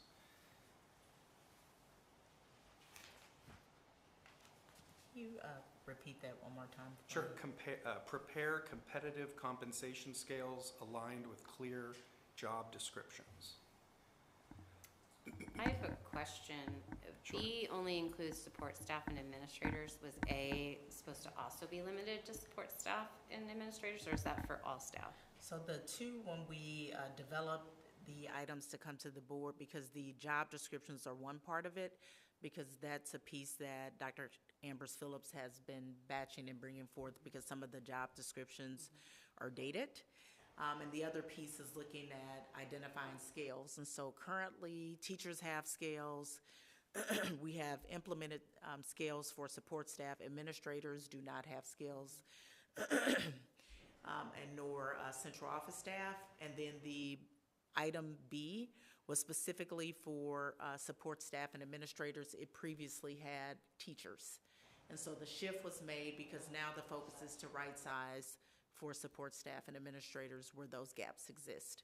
Both still saying the same thing, but the two together for the clear job descriptions is across the whole organization and not necessarily for support staff and administrators. So so A applies to all staff, Yes. and B is just, so I think combining them, you would lose. Sure, I understand. I think it's prepare equitable compensation goals, prepare competitive wages for support staff and administrators, prepare compensation scales of competitive wages for support staff and administrators. I guess the language now, as I think back to why I proposed this last month, was implement and ensure may tie the hands of the board months down the road, and I just would like to not tie the hands, but I think we need to prepare the numbers so we can see what's feasible and what we can do, but without sort of binding the board to a decision of December for something we may have to do in May or June.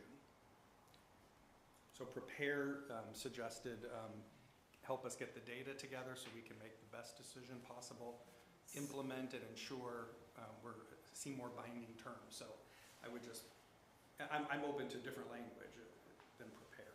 So it's similar to the change Trent made last month with the fund. Instead of saying we are establishing one, we are going to explore the creation of one. That sort of. Yeah, that would be fine. The directive is for the board to get more information. So to me, implement and ensure if they're more binding and prepare is less binding, then why not have that? We're still going to get the information. We just won't be bound by it.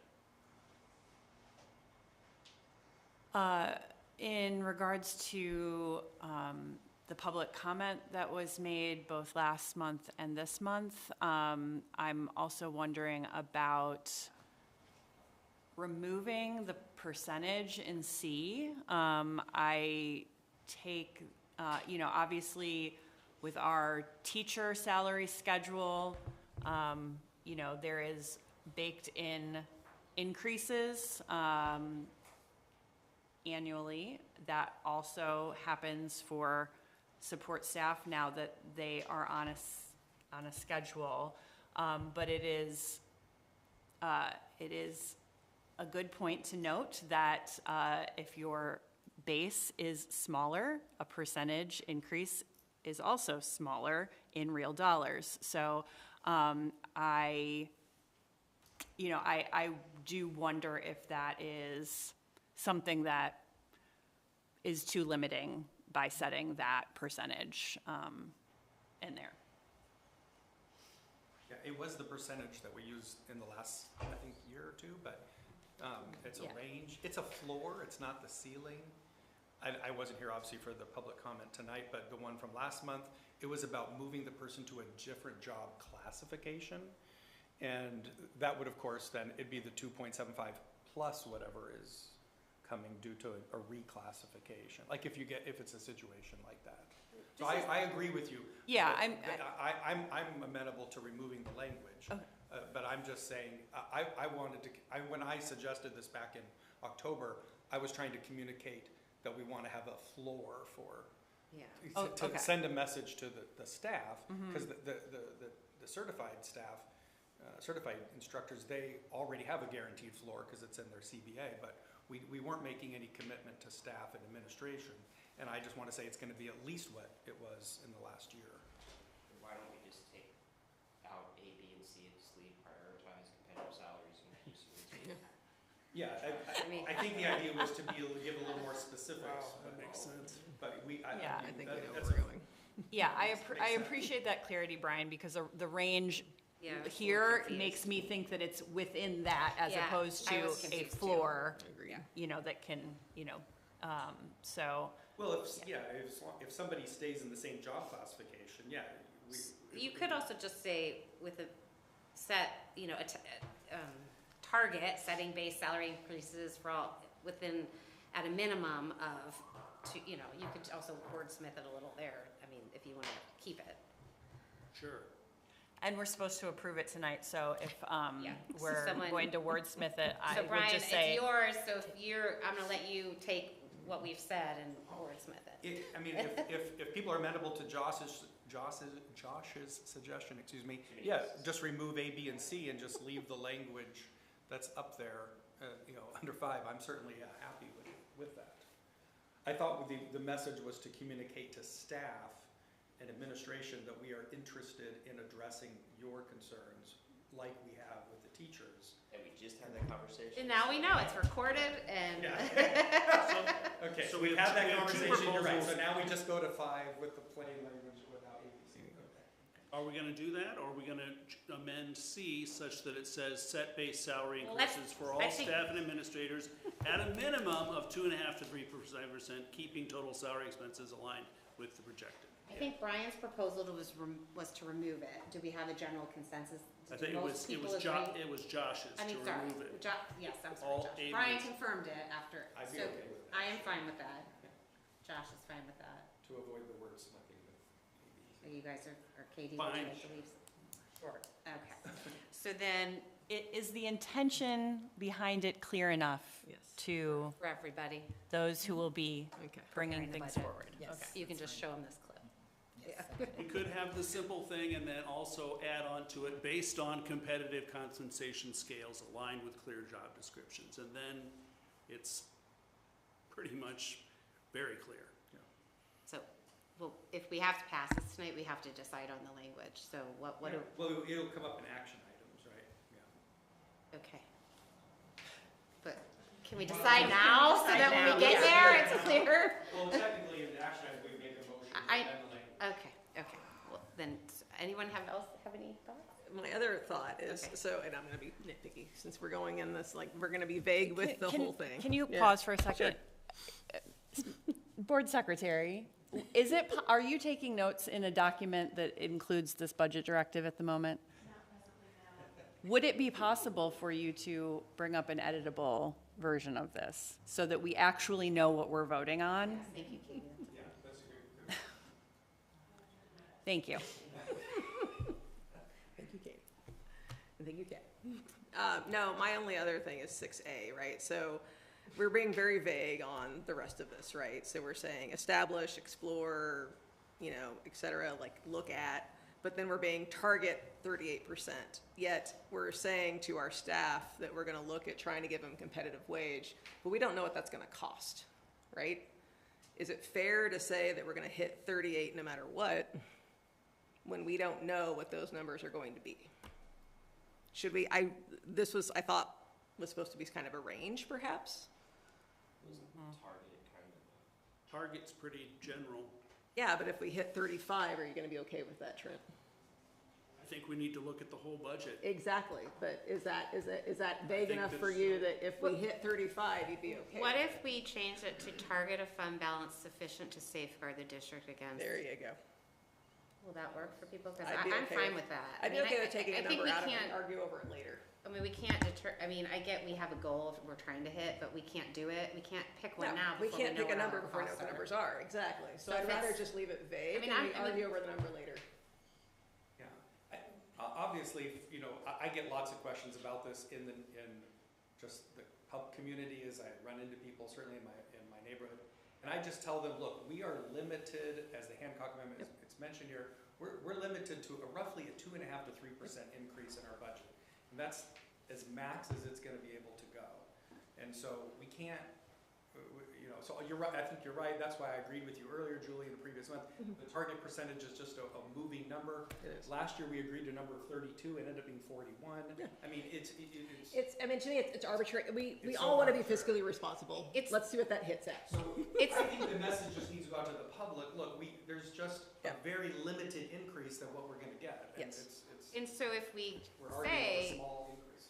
what we're working towards is a number that's sufficient, because what we're trying to do is safeguard the Yes. district against revenue reductions. We all know where we're That's the at. goal we're That's trying the to goal. do. Yes, that's the goal. Yeah, Yeah, agreed.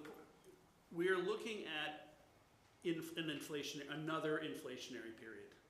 And our only safeguard against inflationary periods is our budget balance. So that's why to maintain it, because in 1 or 2 years, when prices are up again 20% or so, because we've inflicted everyone with tariffs and whatnot, then we're going to want that money.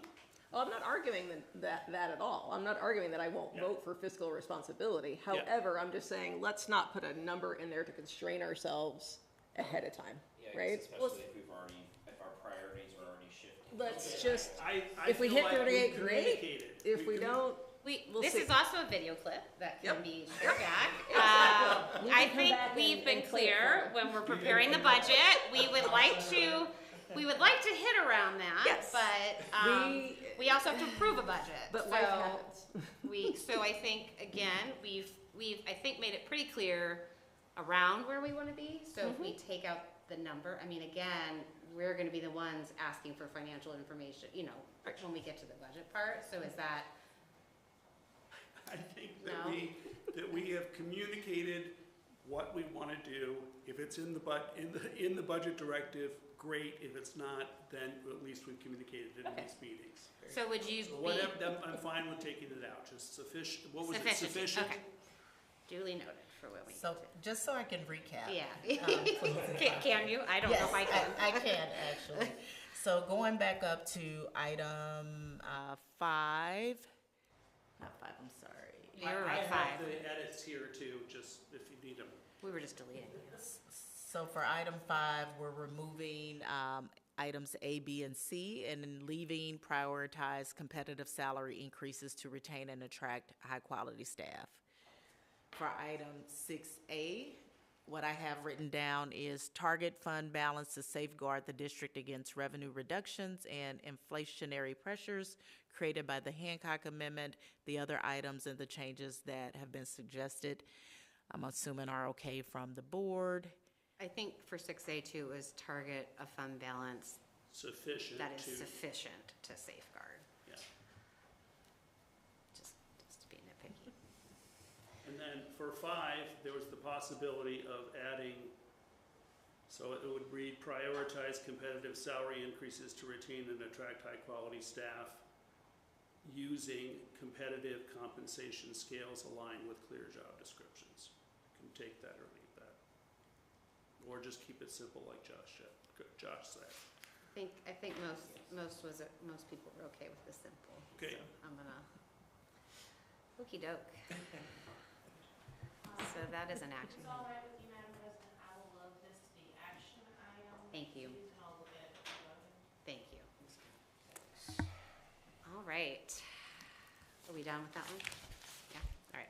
Financial statements.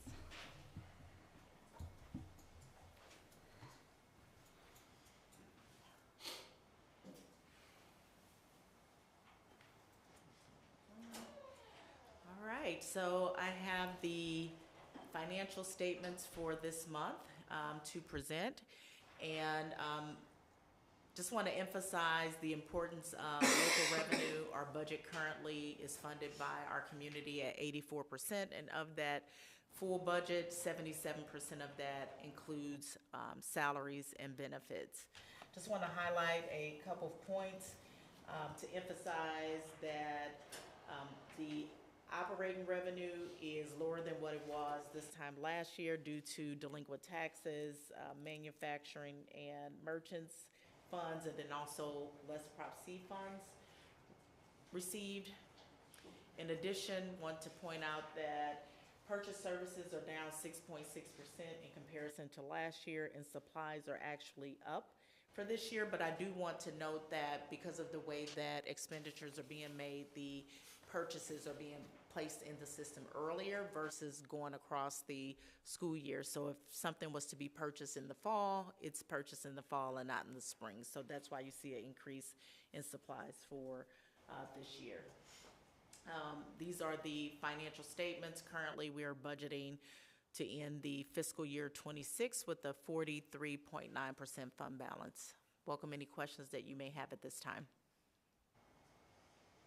Any questions? Nope.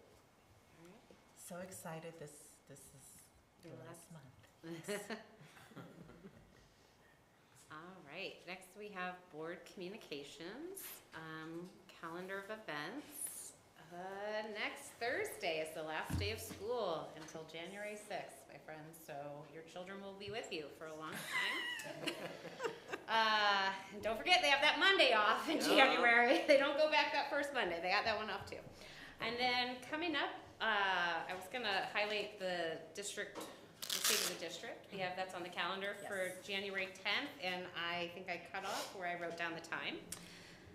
9 a.m. Okay, it's a Saturday, January 10th. There'll be a State of the District event where there will be a presentation about sort of where the district is, and then an opportunity to talk more one-on-one with board members,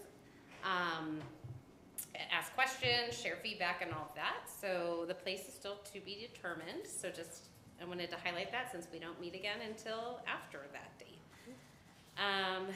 I'm sure there are a number of sporting events going on next week. I think all the concerts happened, didn't they? Oh, we have the capstone night is next Wednesday. That is where our seniors have been working hard all semester to research a topic, prepare a presentation. They've reached out, they've interviewed experts in the field. It's a really cool thing. I don't know if they still need helpers to, community members come and listen to their presentations and provide constructive feedback to them. It's really cool. I did it for the first time last year and loved it.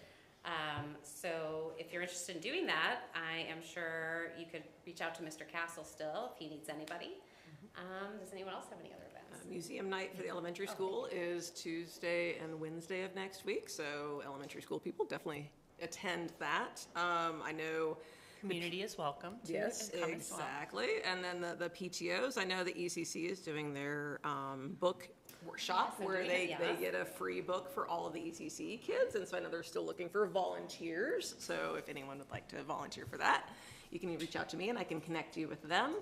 And then I also highly suggest that it's been a really rough year, I think, for all of us. So if you've got some thank yous that you want to give to any of your staff and teachers, whether that's monetary or just a simple email, I would recommend that in the next week or so. And we have a new system you can do that through, right, Ed? Yeah. What's that handle again? Oh gosh. Blue Devil Kudos is what it's called. It's on the homepage of the website, easy to find. Yeah, for those who didn't hear it, yeah, Blue Devil Kudos. So yeah, please do. I think, even just those simple notes are always kept and appreciated. And it's that time of year where we're all running low. I think we're arguing with our children to get them to go to school right now, so. Great. Any other dates that people? No? All right, I lost okay. Board committee reports.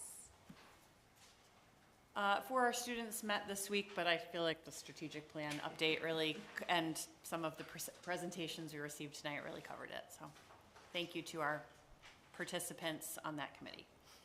Yes, for our people also met in the last couple of weeks, and as Dr. Ambrose Phillips alluded to, the current project is looking through the hiring packet and process and streamlining that.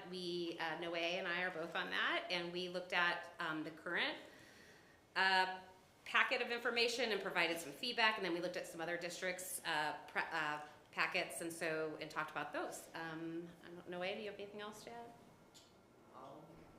No? Not really. I don't think it's a huge thing, but it is very interesting to be able to create a much more refined system as a manual for the district. And I think it's a really important thing for our people tackles, just to keep us up to date with all the rest of the surrounding districts. Yeah, that's great. Anything else, Dr. Ambrose Phillips? Do we get it? That's great. Okay, perfect. Thank you. All right, I think those were the only two reports. Yep. All right, school board elections update. There are 3 positions that are each holding 3-year terms that are open on the April 7th, 2026 election. Filing began on Tuesday and continues through Tuesday, December 30th at 5 p.m. And you have to go up to the Board of Elections at Northwest Plaza in St. Anne. And there is actually, you can click, this information is on the agenda, so if you have questions, I think there's some information on our website too, under the board, where they have the information too, and I know our lovely friend Kat is also able to answer any questions, right? I think her information is on there if you have questions, so.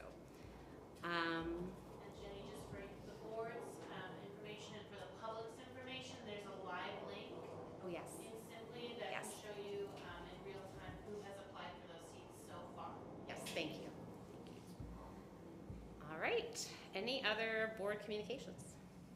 No? All right. Action items. Budget directive. All right. Do we move to amend the budget directive as we discussed? Meeting edits. Kat Kat has actually linked putting- a revised yes. version with the new language for the board to review before voting. Thank you. Let's all. You need a motion first to get it going, so Yeah, I'll that's move fine. to approve the budget directive as presented. You have a second? Someone seconded it? Trent did. Okay.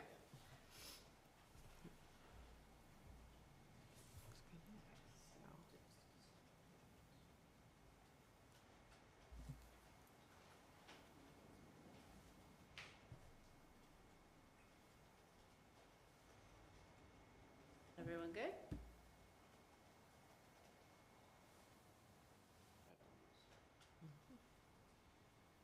Yep. All right. All those in favor? Aye. Any opposed? Any abstentions? Okay, and then now, the added item, I'd like to make a motion to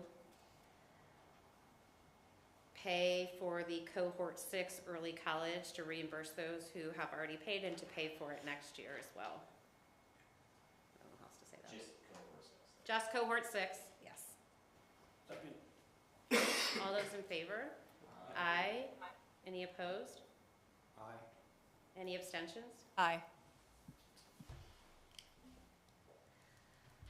All right, next, may I get a motion to go into executive session?